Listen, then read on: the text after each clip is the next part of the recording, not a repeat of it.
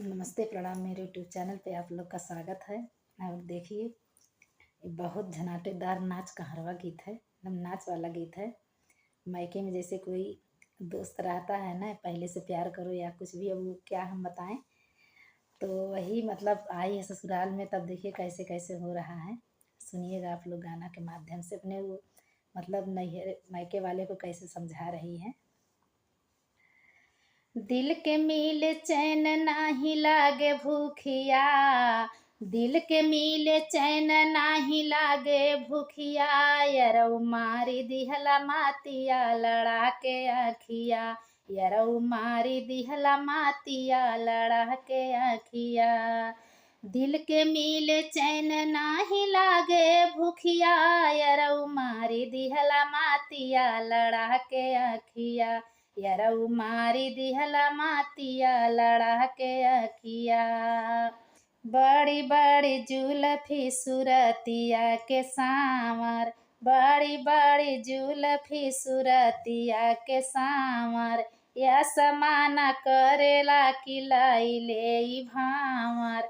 बड़ी बड़ी जुल्फी सूरतिया के सांवर, या समाना करेला किलाई ले भावर।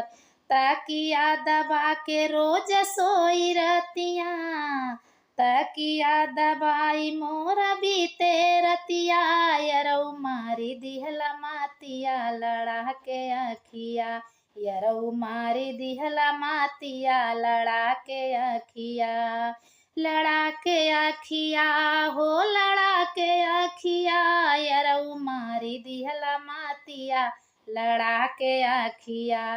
दिल के मिले चैन नाही लागे भूखिया, दिल के मिले चैन नाही लागे भूखिया, यरऊ मारी दिहला मातिया लड़ा के अखिया, यरऊ मारी दिहला मातिया लड़ा के अखिया।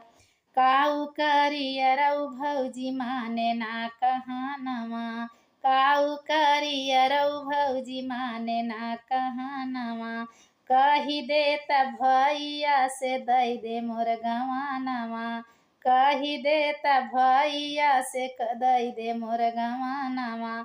अब तो होई जब हम पियावा के बस में, अब तो होई गईली हम पियावा के बस में, यरऊ मारी दिहला मातिया लड़ा के अखिया, यरऊ मारी दिहला मातिया लड़ा के अखिया। दिल के मिले चैन नाही लागे भूखिया, दिल के मिले चैन नाही लागे भूखिया, यरऊ मारी दिहला मातिया लड़ा के अखिया, यरऊ मारी दिहला मातिया लड़ा के अखिया। लड़ा के अखिया हो लड़ा के अखिया, देवरू मारी दिहला मातिया लड़ा के अखिया, देवरू मारी दिहला मातिया लड़ा के अखिया।